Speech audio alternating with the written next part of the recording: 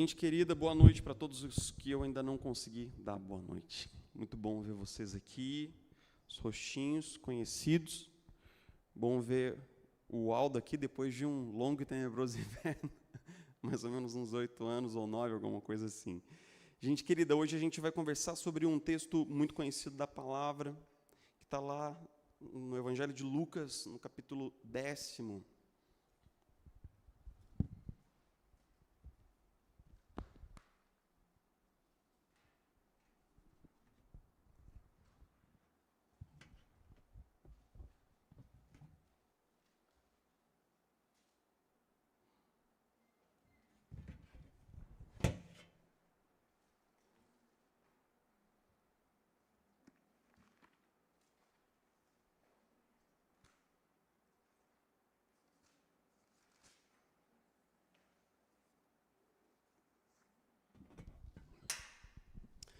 Evangelho de Lucas, capítulo 10º, versos 38 a 42. Esse texto, 10:38.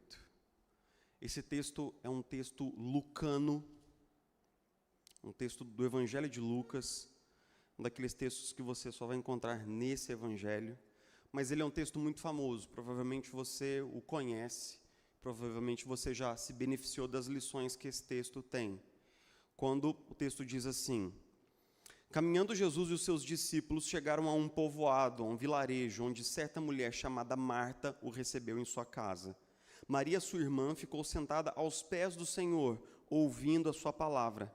Marta, porém, estava ocupada e com muito serviço. E aproximando-se dele, perguntou: Senhor, não te importas que minha irmã tenha me deixado sozinha com o serviço? Dize-lhe que me ajude. Respondeu o Senhor: Marta, Marta, você está preocupada e inquieta com muitas coisas. Todavia, apenas uma é necessária. Maria escolheu o quê? A boa parte, e esta não lhe será tirada. Esta não lhe será tirada. Ao longo dessa semana, a gente veio conversando no nosso devocional diário, Gotas de Esperança, sobre prioridades, né? A gente veio falando sobre o poder das prioridades. E a gente veio também falando um pouquinho sobre, e refletindo um pouquinho sobre a questão de quantas vezes a gente ouve a palavra correria durante a nossa semana. Quantas vezes, né, cara? Quantas vezes a gente fala e os outros falam correria? Se atende, geralmente, alguém me manda um WhatsApp, eu sempre respondo, mas às vezes não respondo na hora, e aí eu já começo a gravar um áudio assim: fulano de tal, desculpa pela demora em responder, porque eu estou aqui numa correria. Quantas vezes por semana nós dizemos que estamos numa correria? E quantas vezes as pessoas que estão ao nosso redor dizem que estão numa correria? Foi muito engraçado porque os anos mais absurdamente corridos da nossa vida aconteceram no Rio de Janeiro, né, nos anos em que nós servimos a nossa comunidade lá. E não sem surpresa, afinal de contas, o trânsito de um grande centro como o Rio, 12 milhões morando num corner do mundo, assim, a gente levava 40 minutos, 50 minutos para fazer 3 quilômetros, 4 quilômetros, era uma coisa muito doida. Então a gente vivia sempre espremido pelo trânsito, pela segurança pública e pelo excesso de atividades. Aí, então, nós falamos assim: agora nós estamos morando em São José dos Campos, nós vamos passar por uma mudança de vida e tal, não sei o quê, né? E você já sabe o final da história, e eu já sei também. Nós temos vivido também numa correria. A grande questão é que, de certa maneira, e isso daí um professor, um sul-coreano, o Byung, um filósofo e professor de filosofia na Universidade de Berlim, ele escreveu A Sociedade do Cansaço, e ele fala sobre esse nosso vício em correr. Ele fala que depois de um determinado momento, nós nos tornamos uma sociedade tão frenética, tão acelerada, nós pisamos tanto no acelerador que nós já não sabemos viver de outra maneira. Então, obviamente, correndo, o que acontece conosco é que nós cansamos. Então, a sociedade do cansaço. Mas hoje eu queria pensar um pouquinho com você em como esse texto nos ajuda a perceber isso, né? Ele nos ajuda a ver o que está acontecendo. Em segundo lugar, ele nos pergunta por que isso está acontecendo. E em terceiro lugar, esse texto nos provoca a pensar sobre como nós podemos evitar isso. Então, o texto ele fala um pouquinho sobre o que é essa correria. Ele nos questiona por que nós estamos vivendo nessa correria. Ele nos leva a pensar sobre isso e depois ele nos leva a pensar como nós podemos sair dessa roda viva. Aquilo que eu gostaria que você e eu nós pudéssemos pensar é que esse texto ele ocorre precisamente num capítulo lucano muito importante. Nós temos aqui no início do capítulo, Jesus envia os 72 discípulos em missão para evangelizar nos vilarejos. Então isso é muito expressivo porque Jesus está enviando esses caras para fazer alguma coisa, não é? Ele está enviando esses homens para que eles preguem a palavra de Deus aqui e acolá. Então isso envolve atividade, isso envolve fazer alguma coisa. Logo depois, Jesus conta a parábola do bom samaritano, porque um fariseu vem lhe questionar e ele conta uma parábola na qual um homem muito bondoso faz muitas coisas para salvar aquele que havia sido batido pelos sequestradores. Então essa parábola também é sobre a importância do serviço cristão. Mas logo depois de Jesus mostrar como é importante o serviço cristão e como servir é uma coisa de grande valor, Lucas nos conta essa história. Então imagine que você está lá na sua casa, umas 11 horas da manhã, super tranquilo, você com a sua esposa, vocês estão lá e então o porteiro liga para você. E aí você atende o interfone da sua casa. Quem é? Ô, fulano de tal, ô Toninho. O negócio é o seguinte, tem um tal de Jesus aqui, pedindo passagem aqui na portaria, mas ele não está sozinho não, velho, está com uma renca de gente aqui. Uns 12 caras aqui, um monte de gente e tal. 11 horas, né? Horário do almoço. E aí, então, você fala, não, pode dar acesso. Aí Jesus pega, né? Entra no elevador, vai subindo aos borbotões lá para sua casa e você já começa, caramba, agora tem que fazer um almoço para esse pessoal. Lembre-se que você está no Oriente Próximo Antigo. Os grandes dois valores dessa sociedade são honra e hospitalidade. Honra e hospitalidade. E é lógico que Jesus, chegando com os apóstolos, precisava ser preparada uma refeição. Nós estamos precisamente no lar de Marta, Maria e Lázaro, chamado lar de Betânia. Eles eram amigos íntimos de Jesus, nós não sabemos como isso aconteceu, mas eles eram amigos muito íntimos, muito próximos de Jesus. E Marta era a irmã mais velha. Na verdade, o nome Marta significa dona da casa. E então, ela, na posição de irmã mais velha, de anfitriã principal e de dona da casa, ela obviamente já fica acelerada, vai para a cozinha e começa lá a agitação dela para fazer almoço. É uma batelada de gente, então tem que ser uma batelada de almoço, não dá só para colocar água no feijão. E então toda aquela agitação. E Lucas nos conta como a cena se desenrola. Jesus está sentado na sala, sentado como um rabino. Os rabinos só ensinavam sentados, eles pregavam sentados. Aos pés de Jesus, isso deve indicar que Maria estava sentada ao chão, sob o olhar de Jesus, próximo de Jesus. Ela ouvia dos ensinamentos do reino. É lógico que no fundo, enquanto Jesus estava falando com Maria, havia uma batucação lá na cozinha. Não sei se você percebe, você consegue ouvir? Uma agitação, barulho de fritura, barulho de liquidificador, triturando alguma coisa, e soca e bate e tal. E Jesus continua ali olhando aos pés de Maria. Note, eu vou fazer um breve comentário aqui, vou abrir um parênteses, depois vou fechar aqui. O que Lucas está dizendo aqui é que Maria estava ouvindo de Jesus, então ela estava numa condição imediata de discípula de Jesus. E não há nenhuma menção de nenhum rabino do mundo antigo que tivesse discípulas mulheres, como Jesus teve, como Maria Madalena, por exemplo, senão Jesus. Jesus era o único a dar um lugar todo especial para as mulheres no centro da comunidade que ele estava formando. Lembre-se que dizer que Maria estava aos pés de Jesus é um eco do livro de Atos, quando diz assim que Paulo foi forjado aos pés de Gamaliel. Aos pés de alguém é ser discípulo de alguém, é ser aprendiz de alguém. E é justamente nesse lugar que Maria está, de aprendiz de Jesus, de discípulo de Jesus. Na sala tudo ia bem, mas na cozinha o clima estava quente. No fogão e no coração de Marta.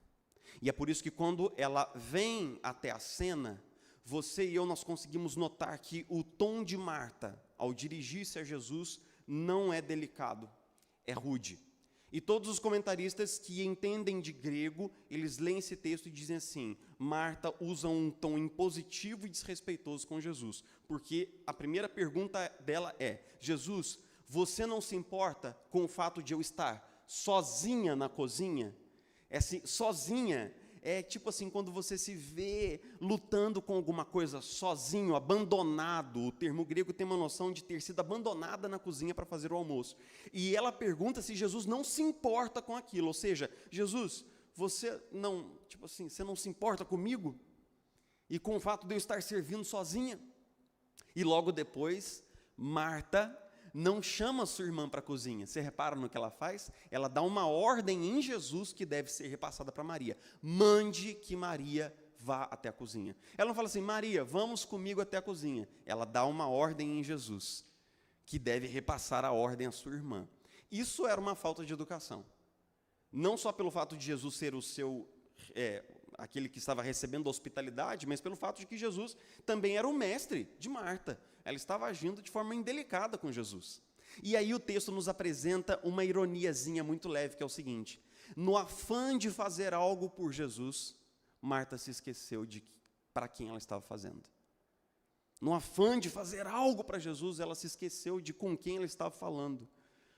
Não que Jesus desse essa carteirada, do tipo: você sabe com quem você está falando? Jesus nunca faria isso, no seu amor, na sua ternura. Mas ela de fato havia perdido o senso de para quem ela estava fazendo aquelas coisas. E é justamente aí que o texto nos empurra para um lugar, uma reflexão do seguinte: o ativismo é quando nós estamos tão envolvidos na ação e no fazer que nós perdemos o quadro geral, nós perdemos a visão do todo.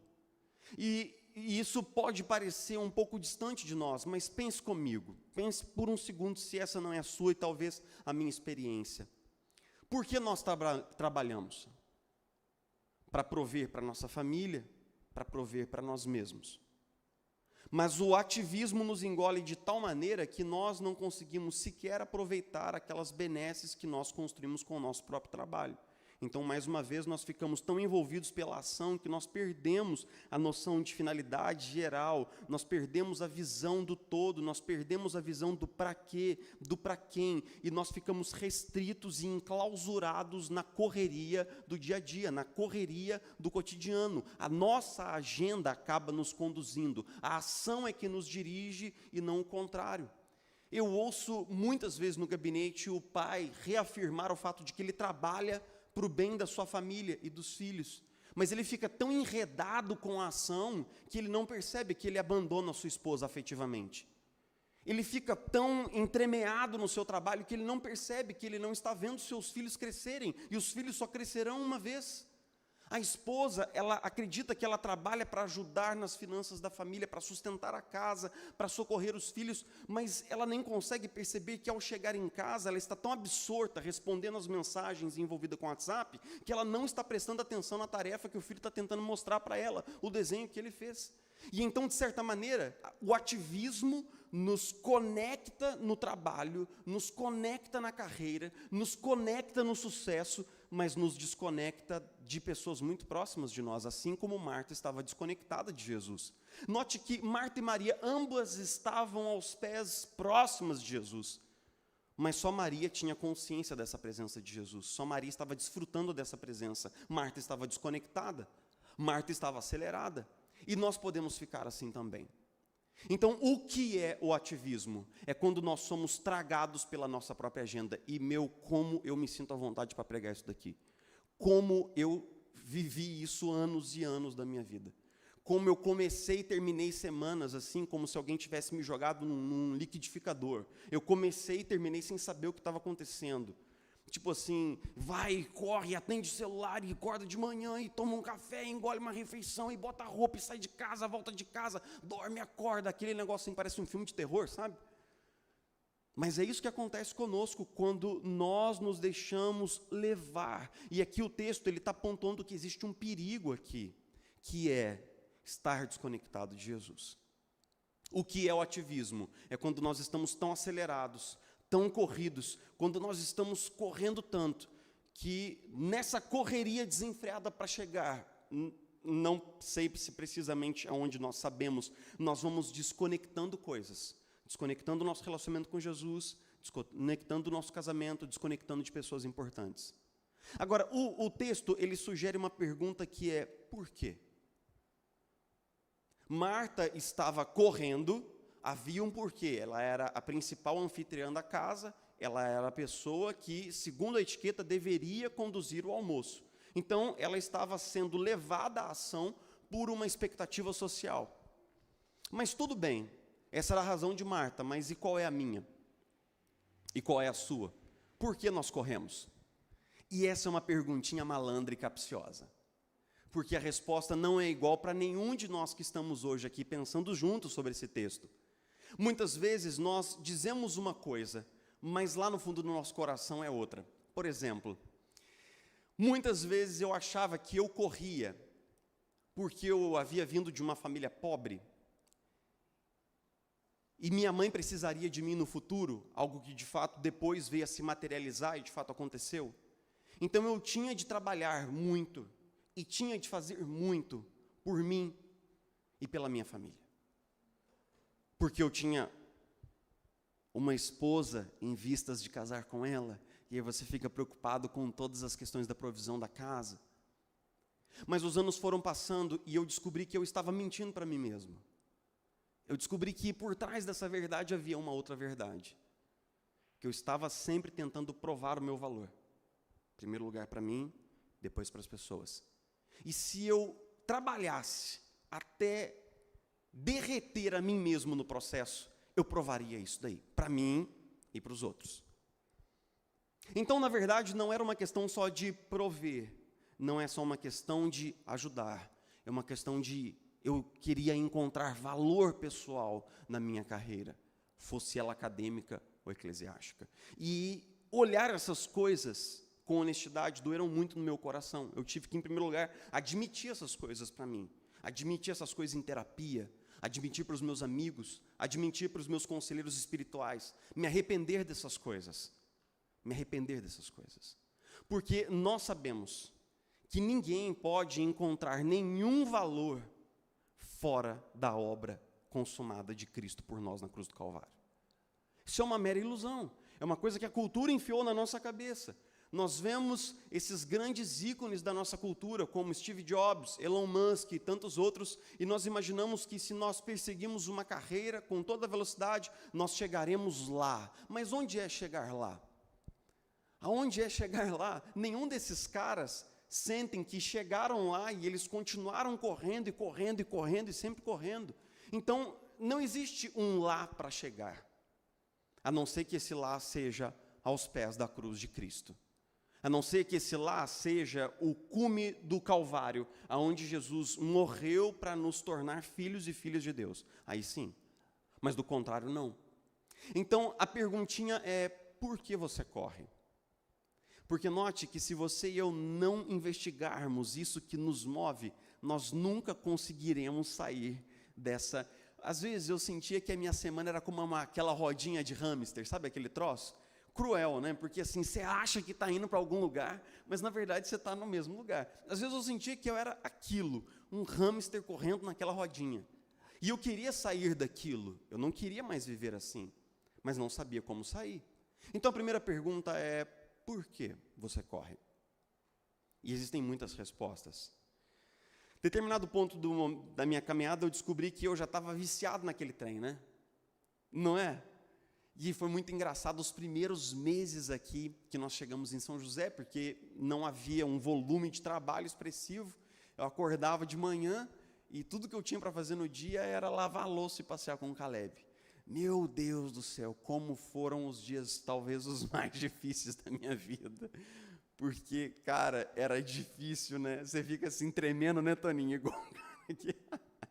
Igual o cara que gosta de andar de moto, fica sem andar de moto um mês, você começa a tremer assim, entendeu?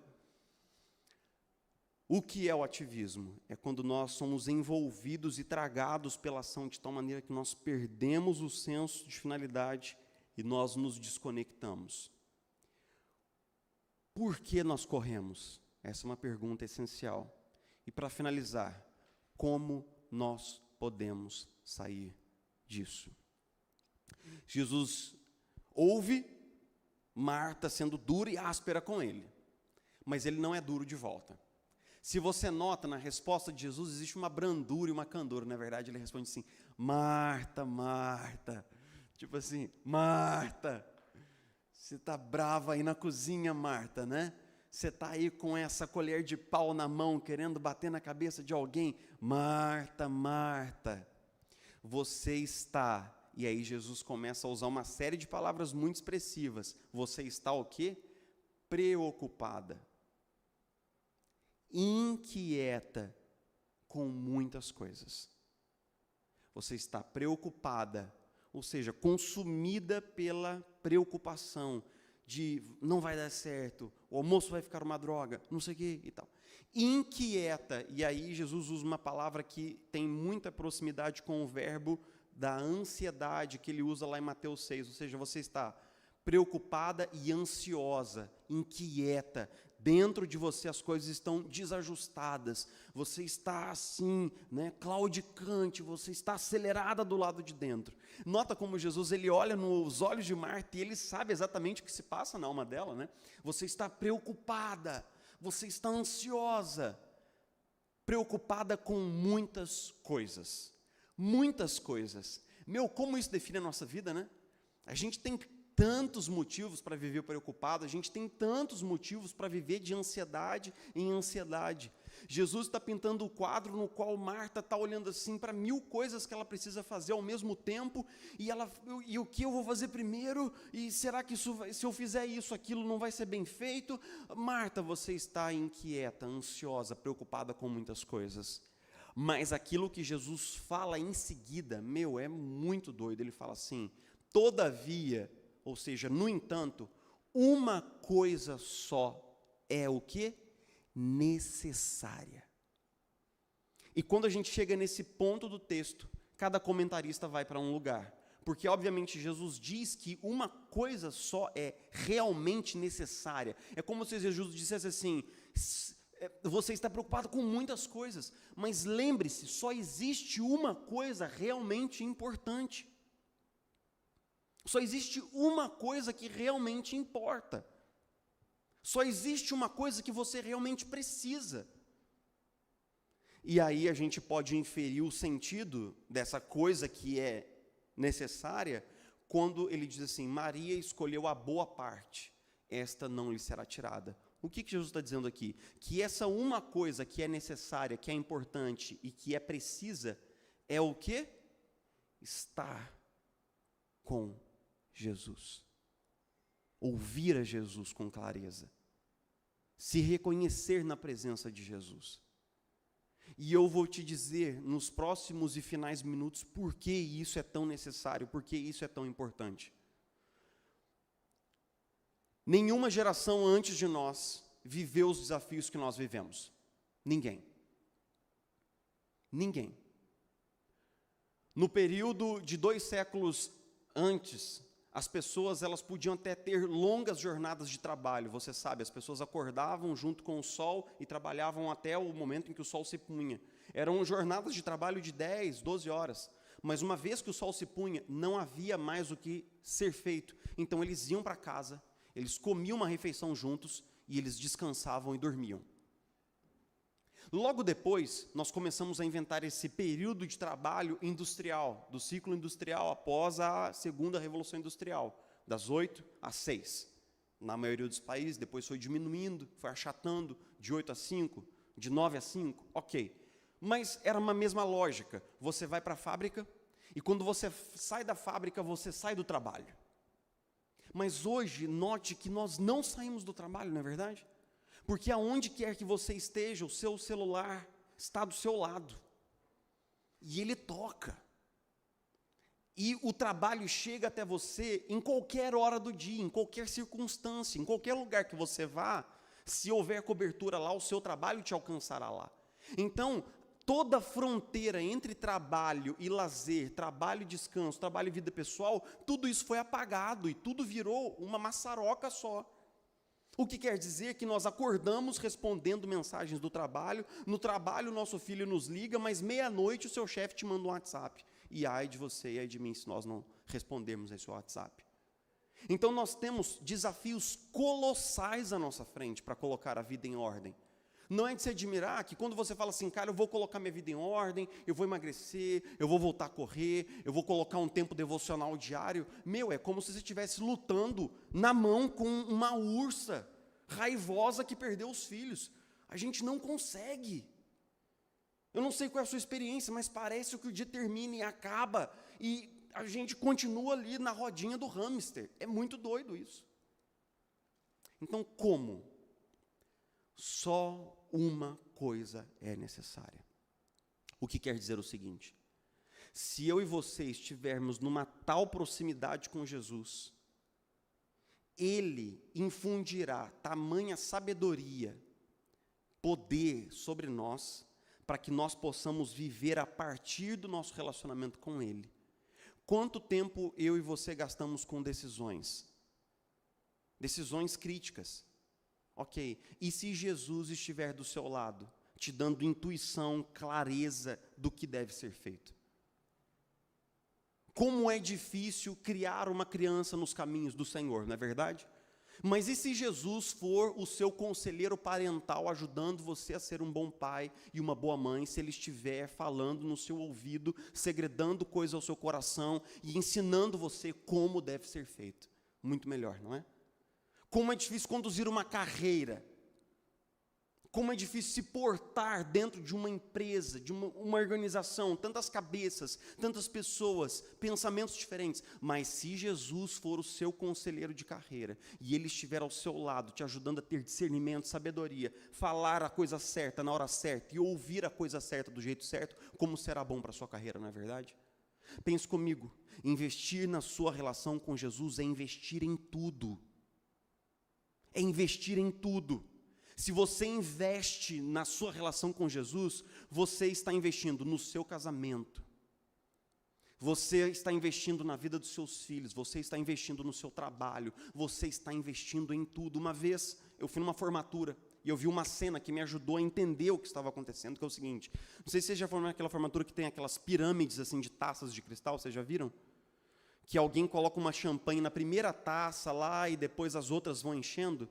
Quem já viu, o Prada está sinalizando com a cabeça, né? Vocês já viram? Mas você consegue imaginar, né? É assim, uma série de taças formando uma pirâmide. Se você enche as da base, é lógico que a de cima não enche. Mas se você enche a primeira lá em cima, todas vão se encher no determinado momento. O que eu quero dizer é o seguinte: se você investe na sua vida com Jesus, lá em cima, aquela vida ela passa a fluir para todos os outros níveis, para todos os outros lugares da sua vida pessoal. E é aí que essa uma coisa só é necessária. Eu quero finalizar te dando algumas dicas de como fazer isso na prática. Fala assim: eu quero que Jesus seja o centro da minha vida. É uma declaração bonita. Mas se a gente não tiver um plano para isso, é só uma ideia, não é verdade? Eu vou te dizer de 3 coisas. Em primeiro lugar, invista tempo para ouvir Jesus. E nós sabemos que Jesus escolheu falar conosco como? Por meio da sua palavra. Se você e eu não temos tempo diário com a Bíblia, não precisa ser muito tempo, mas precisa ser de qualidade, nós vamos ficando desconectados das palavras de Jesus. Então, separe 10 minutos, por exemplo, no horário de almoço, no seu trabalho, para ler a Bíblia. 10 minutos. Parece muito pouco, mas nesses 10 minutos, existe poder acontecendo ali. Lembre-se que não se trata de muito tempo, se trata de qualidade de tempo. Então, coloque o celular para voar, não atenda o telefone, tire o telefone do gancho, preste atenção no que Jesus quer te falar em 10 minutos. Depois, em segundo lugar, aprenda a falar com Jesus. Aprender a orar, aprender a falar das coisas do coração com Jesus. Isso parece muito natural, mas não é. Não é. E eu vou te perguntar o seguinte: hoje qual é o grande desafio da sua vida? Você diz assim: Jefferson, eu tenho um problema da minha vida, que eu gostaria que fosse resolvido agora. Esse é o grande X da minha vida. Pergunta: você já falou sobre isso com Jesus hoje? E essa semana, você já falou sobre isso com Jesus essa semana? É provável que não. É provável que nós não estejamos, de fato, colocando nossas palavras, nossas lutas, nossos dramas aos pés de Jesus. Então, separe tempo para ouvir a Jesus. Separe tempo para falar com Jesus. E, em terceiro lugar, separe tempo para fazer isso que você está fazendo aqui, para se ajuntar com o povo de Jesus. Jesus prometeu assim: quando 2 ou 3 estiverem reunidos no meu nome, eu ali estarei no meio de vocês. E essa promessa não é balela. Existe uma graça especial no ajuntamento da comunidade. Existe uma bênção especial prometida para nós que somos discípulos de Jesus quando nós nos unimos no seu nome.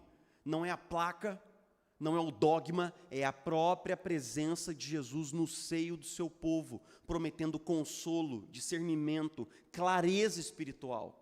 Então lembre-se de que todas as vezes que nós nos unimos como povo de Deus, e a palavra é a coisa central, primordial e essencial que é exposta, e que não pode ser ignorada, e que não pode ser negociada, e que não pode ser relativizada por coisa alguma, por gosto algum, não pode ser envergada em direção de gosto pessoal nenhum, então Jesus promete estar presente com sabedoria, com clareza e com poder espiritual. E isso é tudo que nós precisamos. Amanhã já existe uma reserva de discernimento, clareza e poder espiritual preparados para você. Quando você acordar de manhã, a primeira coisa que estará lá será esse recurso da graça de Deus para impelir você pela semana fora. E isso é tudo que nós precisamos. Então Jesus estava certo. Nós estamos preocupados com muitas coisas. Nós estamos sendo desviados por muitas coisas. Mas uma coisa só é precisa e é necessária. A grande questão é que alguém alguma vez me perguntou assim, estava discipulando um cara que nunca tinha tido nenhuma convivência cristã, e a gente estava falando sobre esse negócio de fazer de Jesus o centro da nossa vida. E ele fez uma pergunta muito interessante, ele falou assim: ô Jefferson, mas por que vocês crentes ficam insistindo nessa ideia? Eu falei: que ideia? Que Jesus tem que ser o centro da nossa vida. Que Jesus tem que ser que Ele quer ser o centro da nossa vida. Meu, isso não é meio demais? Se Ele for o segundo lugar, não está bom? Se Ele for o terceiro, já é uma coisa boa. Não é verdade? Já é alguma coisa boa. No exato momento que ele me perguntou, pela graça maravilhosa de Deus, eu tive uma explicação para dar a ele que era mais ou menos assim: beleza, fulano, você conhece um pouco do sistema solar. Ele falou assim: se você tirar o Sol do centro do sistema solar e colocar um planeta grandão, assim como Júpiter, funciona? Ele: não funciona. Se você colocar Saturno, que é um planeta grandão também, funciona? Ele falou: não funciona. Eu falei: por quê? Porque nenhum deles tem força gravitacional para fazer com que cada planetinha fique no seu lugar, tudo girando em harmonia. Eu falei: bom, então você já tem a resposta que você precisava, né? Só Jesus pode estar no centro da nossa vida e fazer com que cada coisinha esteja no seu devido lugar. Se for qualquer outra coisa, nossa vida será um caos. Tudo saindo dos trilhos, toda vez perdendo o fio da meada, toda vez vivendo de jeito corrido, de jeito atropelado. Mas se Jesus estiver no centro, Ele se incumbirá de nos conduzir a bom termo, para a glória dEle. Vamos orar juntos? Jesus, muito, muito, muito obrigado. Jesus, como é importante a gente parar, Jesus, aqui, nesse tempo estratégico, nas primeiras horas ainda da semana, para ouvir a sua voz, para nos alegrarmos com você. Jesus, nós queremos aprender a ficar como Maria, sentadinhos aos seus pés, ouvindo a sua palavra, recebendo o influxo da vida que vem a nós por meio de Jesus Cristo. Senhor, sim, nós precisamos disso. Nós precisamos, Jesus, do seu aconselhamento, da sua sabedoria no nosso casamento, para que nós sejamos bons maridos para as nossas esposas, boas esposas para os nossos maridos. Nós precisamos aprender a ser pais como você, Jesus. nós precisamos aprender a trabalhar em equipe, com pessoas diferentes, às vezes difíceis. Nós precisamos, Jesus, da sua sabedoria. Nós temos decisões críticas para tomar nos nossos negócios essa semana, Jesus. Nós não sabemos, na verdade, qual é a melhor. Mas, Jesus, da onde o Senhor está, o Senhor vê todas as coisas. O Senhor sabe sempre o que é melhor. Jesus nos lembra de que nós precisamos de uma coisa só, que é estar aos seus pés, com o coração descansado, deixando o Senhor conduzir as coisas.